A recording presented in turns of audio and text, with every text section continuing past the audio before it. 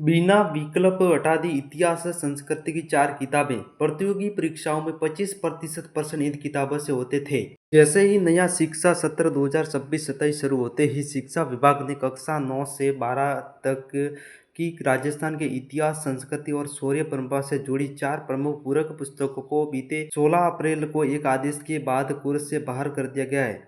इस बार पाठ्य पुस्तक मंडल के द्वारा सरकारी स्कूलों में निःशुल्क शिक्षा के तहत इनका वितरण भी नहीं किया गया है और सरकार ने फिलहाल इनके साथ पर कोई नई वैकल्पिक पुस्तक लागू नहीं की है। शिक्षा मंत्री के अनुसार इन पुस्तकों का पुनर्लेखन किया जाएगा ताकि पाठ्यक्रम में सही और पूर्ण इतिहास शामिल किया जा सके, लेकिन इस फैसले से स्कूली छात्रों के साथ साथ प्रतियोगी परीक्षाओं में तैयारी करने वाले अभ्यर्थियों सबसे ज्यादा प्रभावित हुए। यह पुस्तक तृतीय श्रेणी शिक्षक भर्ती और सीईटी और अन्य राज्य स्तरीय प्रतियोगी परीक्षा के लिए बाइबल का काम करती थी, क्योंकि विशेषज्ञों के अनुसार राजस्थान सामान्य ज्ञान के लगभग 20 से 25% इन्हीं के प्रमुख टॉपिक से प्रश्न पूछे जाते थे। प्रतियोगी परीक्षाओं के शिक्षक भी विद्यार्थियों को राजस्थान के इतिहास, कला, संस्कृति और स्वतंत्रता आंदोलन का आधार तैयार करने के लिए उन्हीं को पढ़ने की सलाह देते थे। इसके अलावा विशेषज्ञों का मानना है कि कक्षा 11 से 12वीं से आज़ादी के बाद का स्वर्णिम भारत पुस्तक हटाने से विद्यार्थियों की स्वतंत्रता के बाद भारत निर्माण की प्रक्रिया की समझ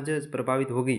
अब उनके पास राज्य के इतिहास के अध्ययन के लिए प्रमाणित विश्वसनीय स्रोतों की कमी हो जाएगी। इन मूल किताबों के हटाने का पीछे का जो कारण रहा है वो है रियासत, सेलेक्टिव इतिहास और मुगलों के महिमा मंडल के कारण ही हटी है पुस्तकें। सरकार और शिक्षा मंत्री के अनुसार पुरानी किताबों में भ्रामक तथ्य शामिल थे। आरोप है कि इतिहास को चयनात्मक अन्य सेलेक्टिव तरीके से प्रस्तुत किया था। पहला कारण यह है कि आज़ादी के बाद का स्वर्णिम भारत भाग 2 कक्षा 12 में उल्लेख अधिकांश उल्लेख कांग्रेस नेताओं का था और जबकि 103 पेज की किताबों में अटल बिहारी वाजपेयी और नरेंद्र मोदी का सिर्फ 2 पेजों पर जिक्र था।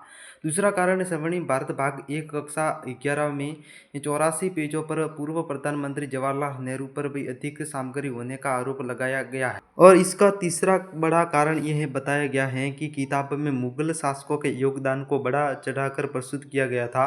चौथे कारण के रूप में यह कहा गया कि मुगलों की तुलना में स्थानीय नायकों और क्षत्रिय समाज के योगदान को बहुत कम करके दिखाया गया था। इसी वजह से उन्होंने हटाने का फैसला लिया गया। इन पाठ्य पुस्तकों में 1857 की क्रांति, राजस्थान के क्रांतिकारी, प्रमुख किसान आंदोलन, प्रजा मंडल, राजस्थान का एकीकरण, राजस्थान की प्राचीन सभ्यता, राजस्थान के प्रमुख संत, लोक और देवताओं आदि कई टॉपिक सारे थे।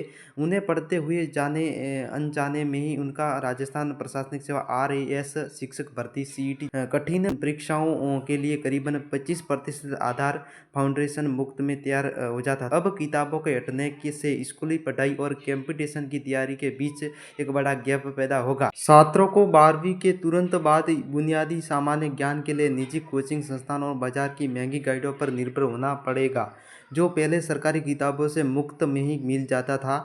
दूसरा बड़ा संकट प्रमाणित का होगा कि RPSC और कर्मचारी चयन बोर्ड की परीक्षाओं में प्रश्नों के उत्तर पर विवाद होने पर कोर्ट के केवल माध्यमिक शिक्षा बोर्ड RPSC की किताबों को साक्ष्य मानते हैं। अब आधिकारिक दस्तावेज न होते हुए उत्तरों पर विवाद बढ़ेंगे और भर्तियों कोर्ट कचहरी के चक्कर में उलझेगी। किसी नई किताब को कोर्स में लगने से पूर्व एक लंबी प्रक्रिया से गुजरना होता है, जबकि किसी किताब को हटाने का निर्णय 1 मिनट में लिया जा सकता है। सरकार को इन किताबों को हटाने से पहले अभ्यर्थियों को दूसरा विकल्प देना चाहिए था। शिक्षा बोर्ड के मुताबिक इन पुस्तकों का पुनर्लेखन किया जाएगा।